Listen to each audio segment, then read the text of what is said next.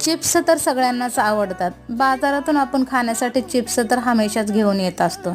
बटाटा चिप्स असो किंवा केळीचे चिप्स. कच्च्या केळीपासून घरच्या घरी चिप्स कसे बनवायचा व्हिडिओ शेवटपर्यंत बघायचा आहे. 4 कच्ची केळी घेतली. तुम्ही बघू शकता कच्ची केळीच घरी घेऊन यायची आहेत. पिकलेली असले त्याचे चिप्स पडणार नाहीत, होणार नाहीत. त्याला छान धुवून पुसून कोरडे करून छिलून घ्यायचं आहे. चिप्स हवे त्या शेपमध्ये पाडायचे. कढईमध्ये तेल गरम झाल्याच्या नंतर हळूहळू आपल्याला चिप्स सोडायचं आहेत आणि छान ब्राऊन होईपर्यंत आपल्याला चिप्स छान तळून घ्यायचे आहे.